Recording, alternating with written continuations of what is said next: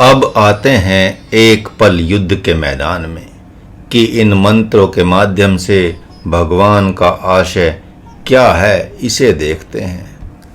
भगवान कहते हैं महात्मा अर्जुन से कि हे जितेंद्रिय, हे महावीर, तुम इस भारत की आत्मा हो। यहाँ का राजतंत्र अब तुम्हारे हाथों में आ जाएगा। मया तद्मिदं सर्वम, जैसे सब कुछ मेरे से व्याप्त है, उसी प्रकार अब यहाँ पर सब कुछ तुम्हारे से व्याप्त हो जाएगा। निसंदेह तुम आत्मज्ञानी हो जाओगे, अर्थात सब के भीतर बाहर व्याप्त हो जाओगे। ये महाराज युधिष्ठिर की भी आत्मज्ञानी ही हैं। ये तो तुम जानते ही हो कि आत्मज्ञानी की जो निंदा करता है उसके मस्तिष्क के 1000 टुकड़े हो जाते हैं, अर्थात वह अपने पद से भ्रष्ट हो जाता है। अतः महात्मा युधिष्ठिर की इन कौरवों ने घोर निंदा की है, जिसके कारण अब वे सत्तासीन हो जाएंगे तथा तुम देखोगे कि इस रणभूमि में सियार और कुत्ते तथा गिद्ध आदि इनके मस्तिष्क के टुकड़े टुकड़े करके खाएंगे। जिन्हें तुम बहुत कुछ मान बैठे थे वे कुछ भी नहीं हैं पार्थ, कुछ भी नहीं है। जिस प्रकार सपने में 2 योद्धाओं में युद्ध हुआ, एक महारथी ने दूसरे महारथी को शाम तक मार डाला, उसकी जय जयकार हुई, ढोल नगाड़ों के साथ उसे स्वप्न लोक का राज सिंहासन प्राप्त हो गया। लेकिन जैसे ही आनंदित हुआ वह राज्य पाकर, वैसे ही स्वप्न लोक में उसकी आंखें बंद हुई तथा आंख बंद होते ही यहाँ जागृत लोक में उसकी आंखें खुल गई। अब बताओ पार्थ, किसकी विजय थी? वह सिंहासन किसका था? आंख खुल गई जिस पुरुष की, उसका या उस स्वप्न लोक वाले पुरुष का? ऐसा सुनते ही महात्मा अर्जुन की आंखें खुल गई। मानो वे कहते हैं, हे माधव, ठीक कह रहे हैं आप। तो फिर हस्तिनापुर की भी यही कहानी है क्या? प्रभु ने कहा, हाँ हाँ, यहाँ भी वही कहानी है। यह माया में हस्तिनापुर है, अतः सब कुछ यहाँ माया में है। कोई एक अणु अर्थात पुरुष सोया हुआ है, जिसे लोग ब्रह्मा कहते हैं, अव्यक्त कहते हैं। उसी ब्रह्मा के मन में यह माया में जगत है तथा उसी माया में जगत के ये सारे पक्षी विपक्षी युद्ध के मैदान में खड़े हैं। जब इस माया में जगत का वह आदि पुरुष जगेगा तो यह सारा जगत उसी के चित्त में विलीन हो जाएगा। अतः तुम विचार कर लो कि तुम अब क्या करना है। महात्मा अर्जुन के मन में स्वाभाविक प्रश्न हुआ कि फिर यह संसार उस पुरुष के मन से कैसे प्रकट हो रहा है, कुछ तो उदाहरण दीजिए। प्रभु ने उनके मन के प्रश्न को जानकर कहा, जिस प्रकार आकाश से उत्पन्न होकर महान वायु नित्य आकाश में ही सर्वत्र विचरण करता है, उसी प्रकार संपूर्ण भूत प्राणी मेरे से ही उत्पन्न होकर मेरे में ही विद्यमान रहते हैं। इस बात पर तुम विश्वास करो। इतना होने पर भी हे कौन्ते, संपूर्ण प्राणी कल्प के अंत में अपनी प्रकृति अर्थात प्रारब्ध को ही प्राप्त हो जाते हैं, जिन्हें मैं कल्प के आदि में उनकी प्रकृति के अनुसार ही पुनः प्रकट कर देता हूँ। हे पार्थ, तुम ठीक ही सोच रहे हो। उदाहरण तो चाहिए ही चाहिए। जिस प्रकार आकाश से उत्पन्न होने वाला वायु अति सामर्थ्यवान दिखाई देता है, क्योंकि कोई भी पुरुष योगियों को छोड़कर उसे वश में नहीं कर सकता। आकाश से उत्पन्न होकर आकाश में ही रहता है, लेकिन आकाश के लिए वह महान नहीं होता। उसी प्रकार ये सारे के सारे भूत समुदाय मुझ निर्गुण निराकार ब्रह्म से प्रकट होकर मेरे में ही रहते हैं, जो एक दूसरे के लिए अति सामर्थ्यवान से दिखाई पड़ते हैं, जबकि मेरे लिए इनकी सत्ता सामर्थ्य कुछ भी नहीं है। अर्थात मेरे में मेरे से ही यह संपूर्ण जगत, जो अज्ञानियों के लिए अति सामर्थ्यवान दिखाई पड़ता है, प्रकट होता है और मेरी सत्ता सामर्थ्य से भी अपने स्वरूप में स्थित रहता है। प्रभु ने यहाँ इस जगत को अति शक्ति संपन्न बताया, क्योंकि जिन साधकों के पास अनन्य भक्ति योग का बल नहीं है, बल्कि सांख्य योग या अष्टांग योग का बल है। वे इस जगत के उत्पात से मोहित होते रहते हैं। सांख्य मत के अनुसार काम, क्रोध, लोभ, मोह और भय, ये पांचों विकार आकाश तत्व से प्रकट होते हैं। इसलिए इन पर विजय प्राप्त करने के लिए आकाश तत्व पर विजय प्राप्त करनी चाहिए। उसी प्रकार क्षुधा, तृष्णा, मैथुन और आलस्य आदि अग्नि तत्व के गुण हैं, जिन्हें इन विकारों पर विजय प्राप्त करनी है। उन्हें अग्नि तत्व पर विजय प्राप्त करनी होगी। इसी प्रकार संपूर्ण तत्वों के अपने अपने विकार हैं, जिनको अपने वश में करने के लिए उन तत्वों पर विजय प्राप्त करनी होगी। अष्टांग योगी योग धारणा के द्वारा इन तत्वों के मूल बिंदु चक्रों पर मन को केंद्रित करके उन पर विजय प्राप्त कर लेते हैं, जिसमें सफलता असफलता दोनों की संभावना होती है। सांख्य योगी ज्ञान योग के द्वारा चिंतन का आश्रय लेकर गुण अवगुणों का विभाग करते हुए मौलिक तत्व तक पहुँचने की चेष्टा करते हैं। उनके लिए गोस्वामी जी ने कहा है, ज्ञान पंथ कृपान के धारा, परत खगेश होई नहीं बारा। किंतु अनन्य भक्ति योग का आश्रय लिया हुआ राजयोगी संपूर्ण प्राणी पदार्थों को आत्म रूप समझता हुआ ही अपने स्वरूप में शीघ्र अतिशीघ्र स्थित हो जाता है।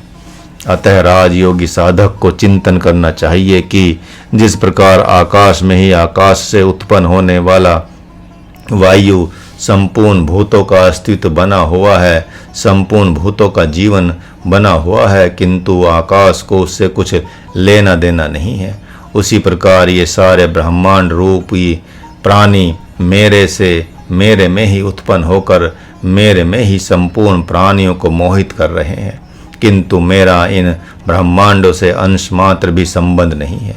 इस प्रकार मैं इन संपूर्ण प्राणियों के कार्य और करण से सर्वथा अतीत हूँ। उसे चिंतन करना चाहिए कि जिस शरीर को अपने स्वरूप समझता था तथा इससे उत्पन्न होने वाले शुभ अशुभ विचारों को अपना विचार समझता था, यह मात्र एक भ्रम था, क्योंकि यह शरीर तो मुझ चेतन साक्षी में अपने आप प्रकट हुआ और अपने आप कारण में विलीन हो जाएगा।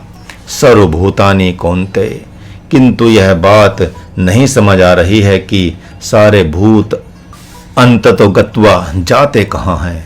इसका उत्तर दिया जाता है कि ये सारे भूत समुदाय कल्प के अंत में ब्रह्म की प्रकृति को प्राप्त हो जाते हैं और कल्प के आदि में पुनः ब्रह्म के संकल्प से ही प्रकट हो जाते हैं।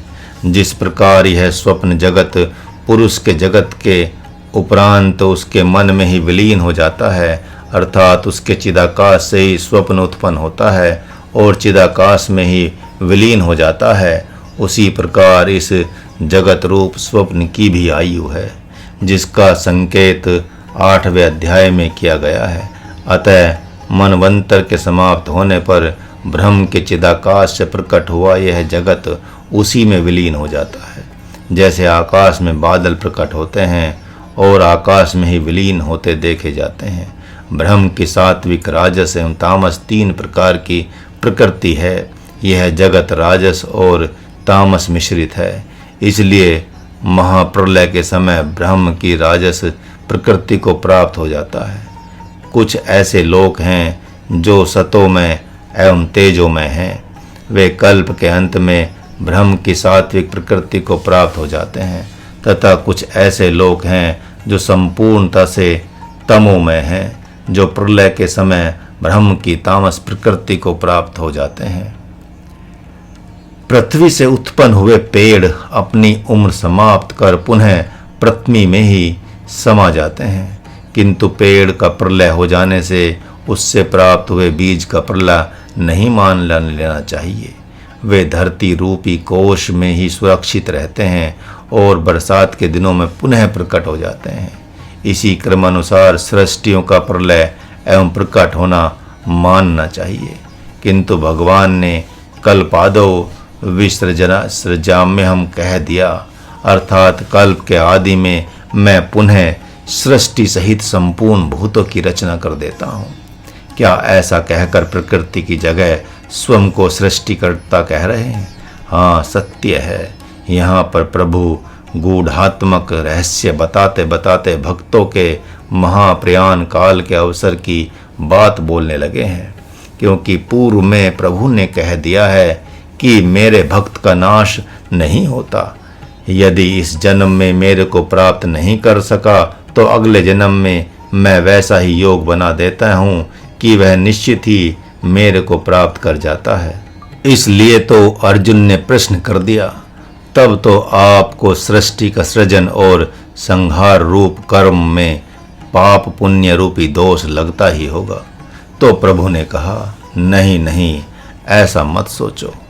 हे पार्थ, भूत समुदाय की रचना उनके स्वभाव अनुसार अपनी प्रकृति के संकल्प द्वारा करता तो हूँ, किंतु मैं निश्चित रूप से वहाँ उदासीन रहता हूँ, क्योंकि कर्मों में मेरी प्रीति नहीं होने के कारण से वे कर्म के दोष गुण मुझे स्पर्श नहीं करते। हे कौन्तेय, मैं करता नहीं हूँ, मेरी प्रकृति ही मेरी अध्यक्षता में संपूर्ण जगत की रचना करती है। इसलिए मैंने अपने को कर्ता कह दिया। स्वाभाविक ही है कि मैं अपनी प्रकृति को मना कर देता तो वह सृजन संहार नहीं करती। प्रकृतिम स्वम वष्टम भय, भगवान ने अकारण ही मैं करता हूँ ऐसा नहीं कह दिया।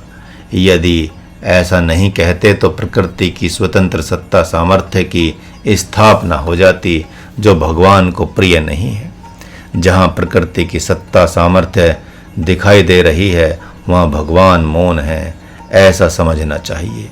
क्योंकि तामस सात्विक और राजस कर्मों से जो तो भगवान स्वाभाविक ही उदासीन है। हाँ, ब्रह्म कर्मा भक्त के पास भगवान को सदा हस्तक्षेप करते हुए देखा गया है। यदि युधिष्ठिर के पराजित होते समय प्रभु मौन है तो इससे सिद्ध हो जाता है कि वे राजस कर्म में उदासीन हैं। और एक विलक्षण बात है कि शकुनी सकामी है और युधिष्ठिर निष्कामी है। शकुनी अपने विजय की कामना से इष्ट का आवाहन कर रहा है और युधिष्ठिर जानबूझकर अपने इष्ट का आश्रय नहीं ले रहे हैं। वे जान ही रहे हैं कि छल कपट किया जा रहा है, अतः इसमें भगवान का ही कुछ हेतु है। अतः भगवान के हेतु में वे सहायक ही बन रहे हैं। भगवान जब कह रहे हैं कि प्राणियों के स्वभाव अनुसार, उनके प्रारब्ध अनुसार मेरी प्रकृति ही उनका सृजन संहार करती है, तो प्रभु मानो कह रहे हैं मैं वहाँ जानबूझकर हस्तक्षेप नहीं करता। प्रभु ने जानबूझकर जयद्रथ के द्वारा युधिष्ठिर, भीम, नकुल और सहदेव की पराजय देखी। वे जानते थे कि जयद्रथ को भगवान शंकर ने अर्जुन को छोड़कर 4 पांडवों पर एक दिन विजय प्राप्त करने का वरदान दिया है। अतः वे वहाँ पर भगवान शंकर का समादर कर रहे हैं। वे चाहते तो भगवान शंकर के वरदान को विफल कर देते तथा अभिमन्यु की भी उम्र को बढ़ा सकते थे। वह भगवान को मात्र भौतिक गुरु तो मानता था, लेकिन भगवान नहीं मानता था।